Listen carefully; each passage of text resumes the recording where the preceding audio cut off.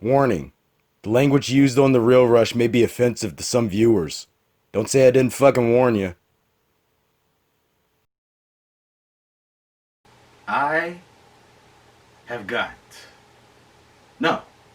I possess 2 weeks worth of pent up bang your head to the opening riff energy stored within my body, within my soul.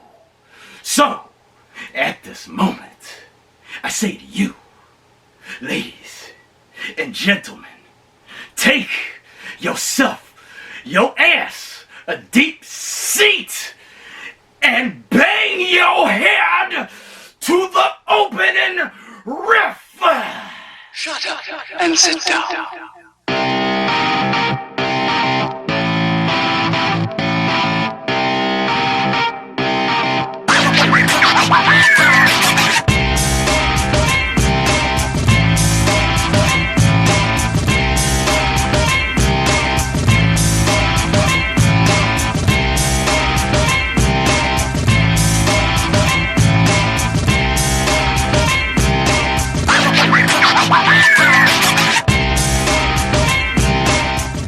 What is happening, y'all? Welcome back to The Real Rush. Gaze upon, for your eyes do not deceive you. For it is I, the man, Dub, John Dub. And this is episode 89, another summer. Get down! Sound of the funky drummer. And we had a big week this week. Let's go ahead and address the elephant in the room that a lot of people keep asking me about the topic at hand. AMC theaters. What's gonna happen with them, Mr. Dub? Mr. John Dub?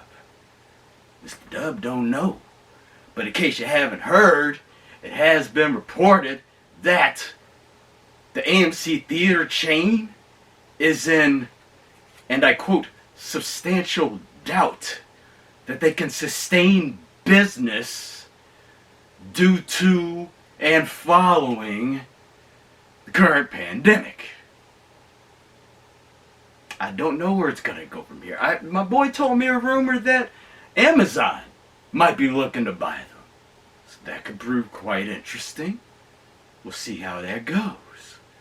But my main question is that if AMC is the largest movie chain in at least America, if not the world, which means the universe, which means that if they are in substantial doubt of being able to stay in business, then what does that hold for the future of all movie chains? Not just AMC, Regal, Cinemark, the Angelica franchise. That does concern me. And speaking of Regal, on the same topic, the Washington Business Journal just reported as of the 3rd, just a couple days ago, that Regal Potomac Yard in Alexandria, it has been removed as a location from the Regal Cinemas website. And it is more than likely, as of a couple days ago, permanently closed. As they put it in their headline, has more than likely shown its last movie. That sucks. I had never been to that location myself, but that definitely sucks, y'all. Heart goes out to y'all. To all the people that were working there, that were looking forward to come back, and hopefully just a couple weeks, get back to work. So just gotta keep our fingers crossed for everything at this point, y'all. With all movie chains, the whole industry up in the air. Now, with theaters looking to reopen fully nationwide now that some states are going into their different phases of reopening and whatnot. It's looking like, from what I read, that theaters are looking to fully reopen earliest July, but sometime in July, I should say, but it's looking more like late July, early August, if you just want to get my honest opinion on that.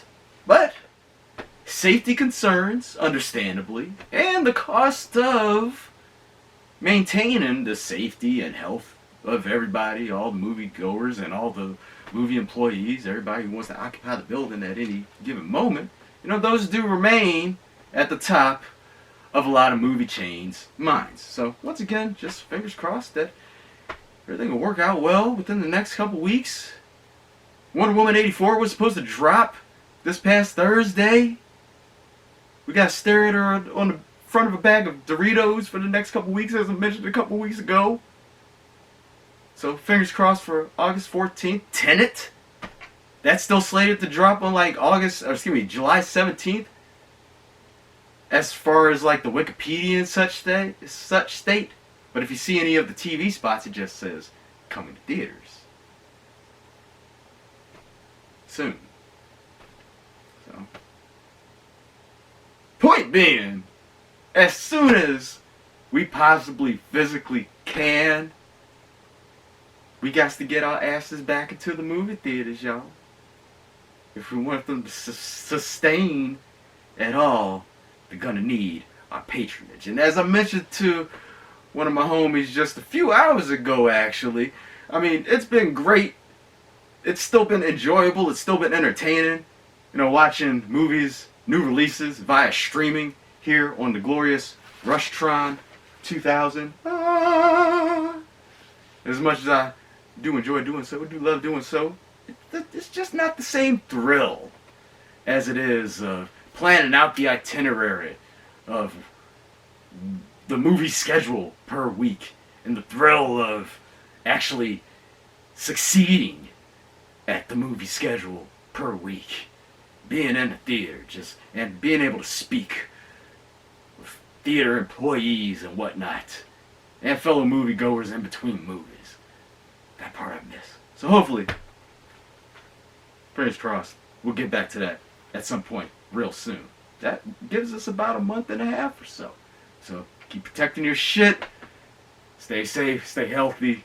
Hopefully this episode is finding everybody staying safe and healthy. And of course, if it isn't, hopefully this episode is finding you on the mends to whatever may ail you.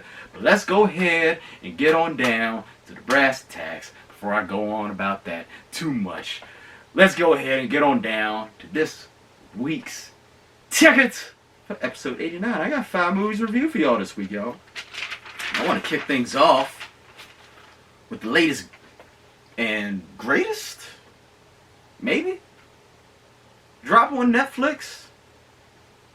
This is the movie that I've been asked about the most over the last couple days. So let's go ahead and get on down to the movie that is called The Last Days of American Crime, starring Edgar Ramirez and Michael Pitt, Anna Brewster, Sharlto Copley, however you pronounce your name,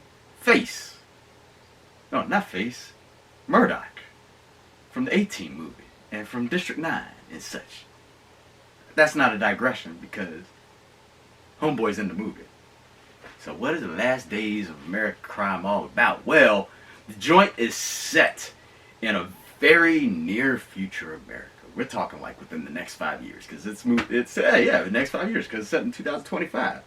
And this takes place just days before an anti-crime initiative is to be implemented via a direct signal into the brains of American citizens that will actually prevent them from not only committing a crime, but the second they think about it, they get the shakes and shit, and therefore it prevents them from doing it. Kind of like what South Park, Bigger Logger, and Uncut mentioned about the cursing in kids 21 years ago.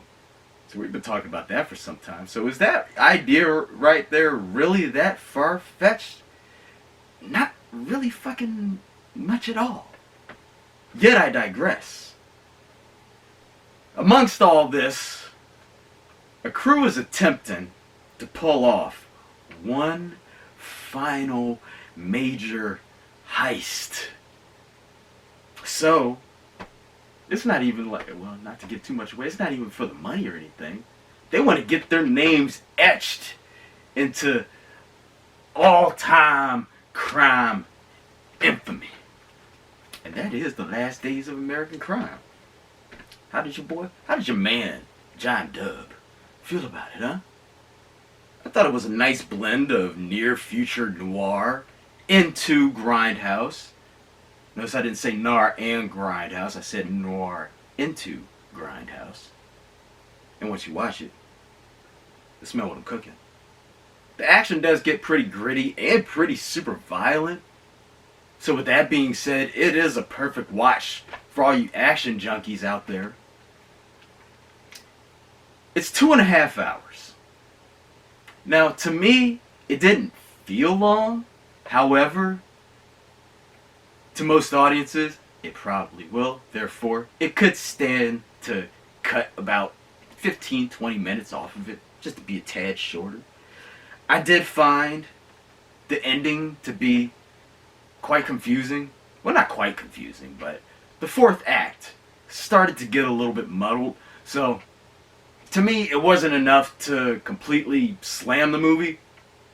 It does warrant a second viewing, so I'll be doing that within the next couple days. Michael Pitt, I thought, is absolutely awesome in his movie. A lot of people are pissed because some of the nature of the things that happen in the movie, that it's bad time giving current events. It's always bad time giving current events. If that's the case, then when is the right time? If everybody's going to be sensitive about shit now, then what's to say if they're not going to be in the next couple months? When would be the right time to release something like this? And just overall, I think that movies like this get a bad rap in general because, in my honest opinion, they speak a lot of truth. But I think to mass society, they probably speak too much truth. Or it could be just possibly too real for their taste, for them to handle.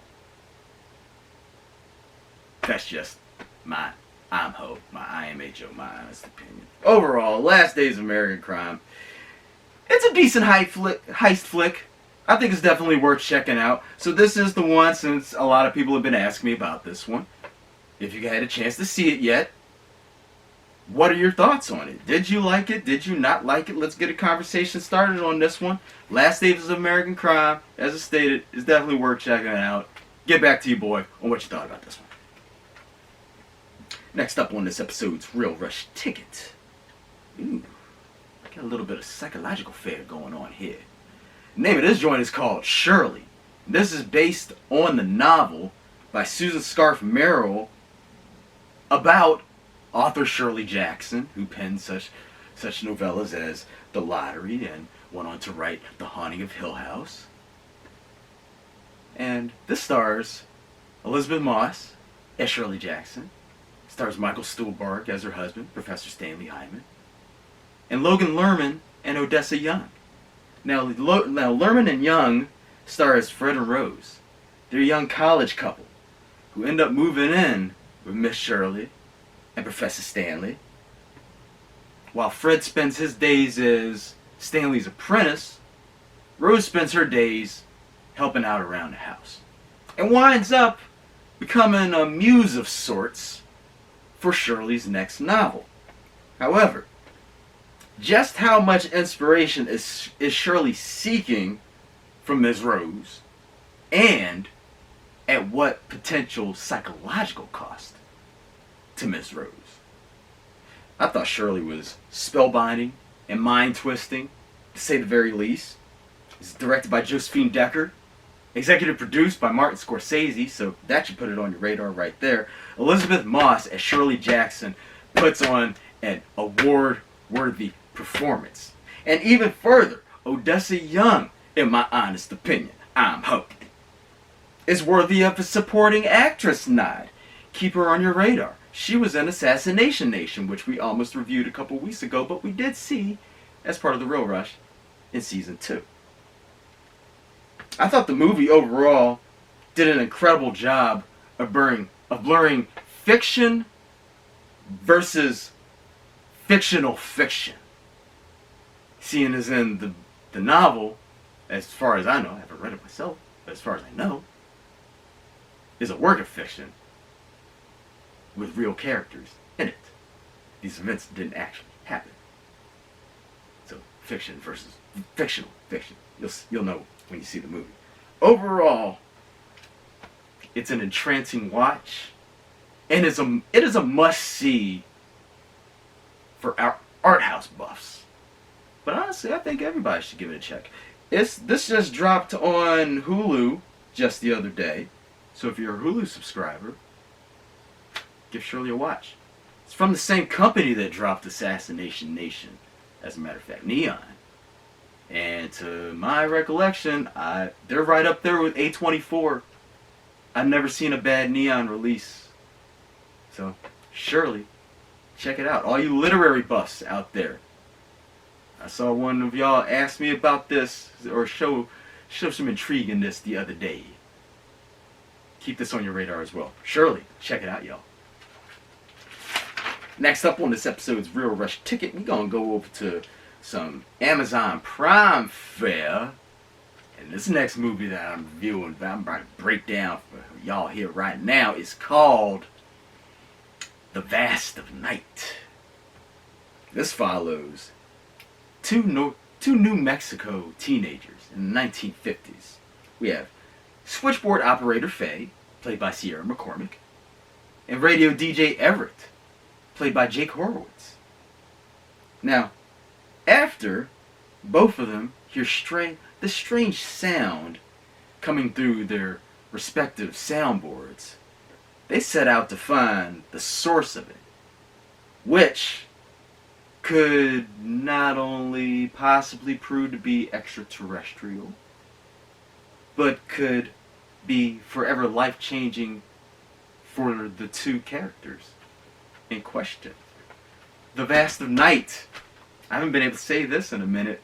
This is the Real Rush pick of the week. It gets the Real Rush golf clap of the week. This movie right here. This is the shit right here. It's beautifully imaginative. Tight camera work and editing. And that's just the technical part. What a directorial debut for Mr. Andrew Patterson. This film pays an overly respectable amount of perfecto homage to that of 1950s and even some early 1960s sci-fi TV, right down to the film grain and the dialogue. The screenplay is absolutely to die for. It's witty, it's fast-talking style, reminiscent of the 1950s. Shining performances for both McCormick and Horowitz. Their characters drive the film, and those are two actors right there that I gotta go ahead and say once again, keep on your radar. This movie's only 90 minutes long. I think it actually says like 89 minutes, but we'll go ahead and round it up. But it only seems like an hour, give or take 5 minutes maybe. It goes by like that, and it hooks you right from the rooter to the tutor. Overall, this is the must-see of episode 89. It's innovative storytelling. It's innovative storytelling that will hold you in its grips all the way until the end. And this might be my boldest statement yet, but I think this is one of this year's best films. Playing on Amazon Prime and in drive-in theaters, select drive-in theaters across the nation. But for all to see, it is free for Prime members. Prime Video, check out The Vast of Night, y'all. You will not be disappointed. Next up on this episode, Real Rush Ticket. I also caught this on Amazon Prime Video the other night. This is by rental, however, and this joint is called Body Cam, a new cop horror film starring Mary J. Blige and Nat Wolff. It stars Blige and Wolf as two Louisiana police officers who, while investigating the apparent murder of a fellow officer during a routine traffic stop, or was there anything routine about it? They suspect that there is something more sinister and even perhaps supernatural behind it all. Body Cam. It does have a few good, tense, suspenseful moments. However, the plot and the screenplay could have used some tightening up here and there. Blige, however, does prove that she can carry performances more and more with each role. If anybody's seen Mudbound from a couple years ago, outstanding watch. Netflix, it's still on there. Check that out. Yet I digress. It is Body Cam. It is somewhat predictable. However, there is a twist within that will help lessen that blow. And that's all I'm going to say about that. I really did like the ending of this movie, and overall, it's a decent horror take on a current societal issue, more or less possibly even enhanced by the current goings on. And I think it's worth the rental price. $5.99. Amazon Prime rental. Body Cam. I just want to know what you thought about this one too. Check it out. And last but most certainly not least on this episode's Real Rush Ticket. This is a little bit of an older movie, but your boy didn't peep it for the first time until just a couple mornings ago. And this joint is called Green Room. And for anybody who hasn't seen Green Room, I'll break it down for you.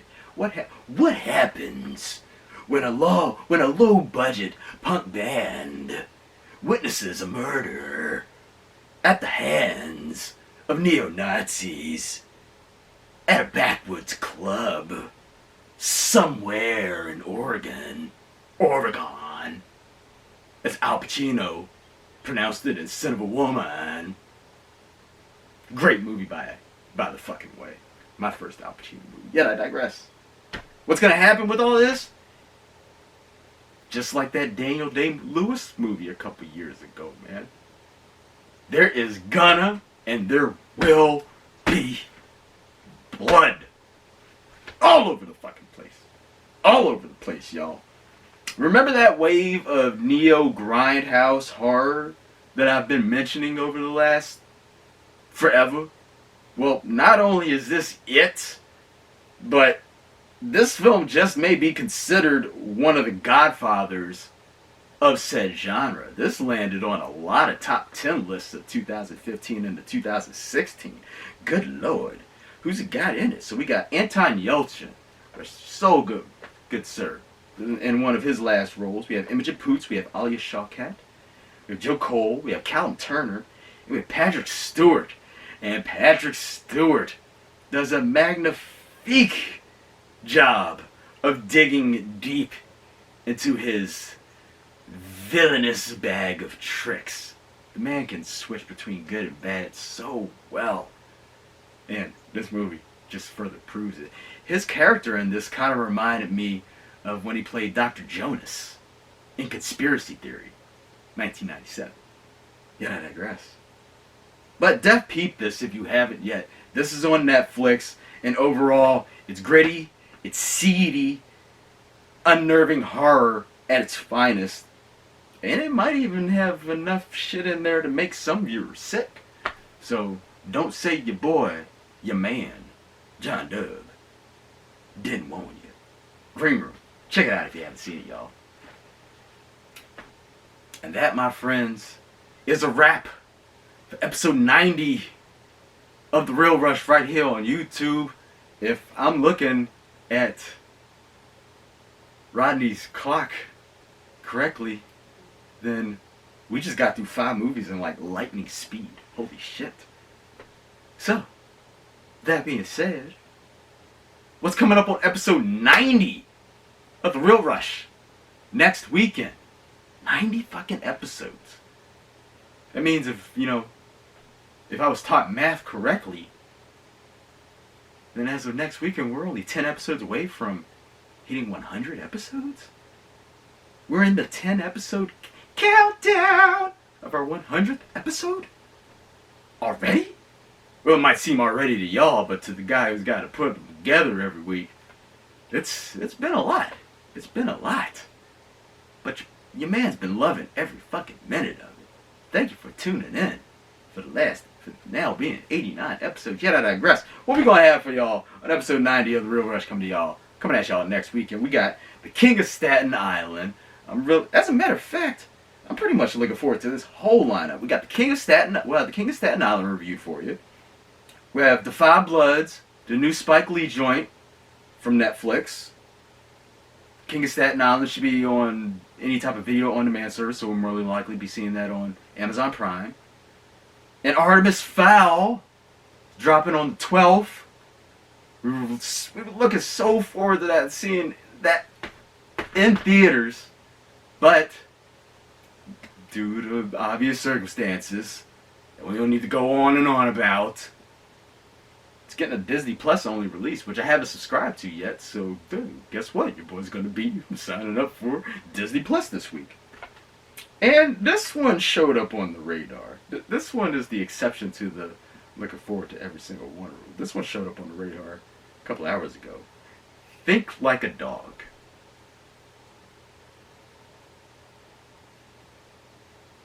Exactly. So, stay tuned. Episode 90 of The Real Rush right here on YouTube.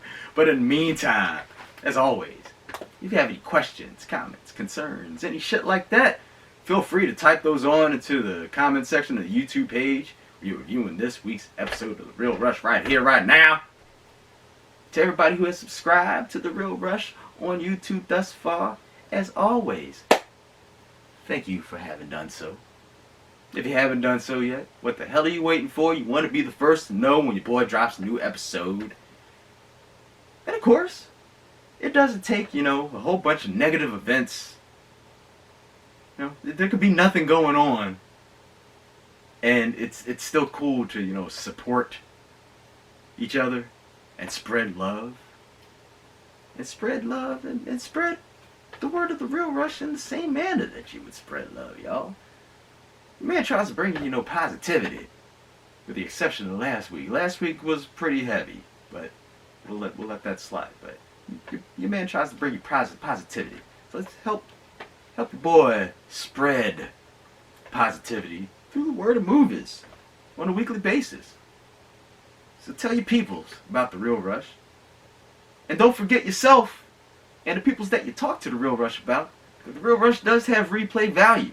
Any movie that you want to know what your boy thought of and get a good, honest-to-God view of, all you got to do is go up to the top of the YouTube page right here. Type into the YouTube search bar, in quotation marks, The Real Rush, followed by outside of quotation marks, the name of the movie that you're looking for, and then boom! It's the movie review on demand for you, because your boy J-Dub, your man John Dub. Try something new, damn it. John Dub. Your man John Dub and The Real Rush got y'all covered for life, son. And as always, follow your man on Instagram for my live movie check-ins and updates now that we are entering into the phases of theaters and shit starting to reopen. So what's that going to mean for release schedules and stuff? Stay tuned.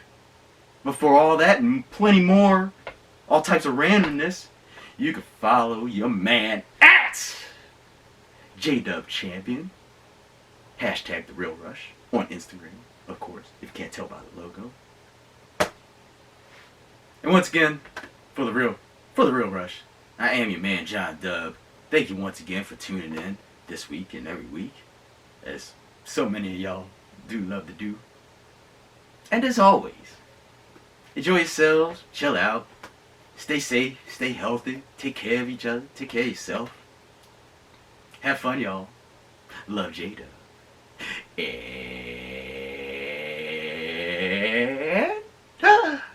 we'll see you next weekend. Peace and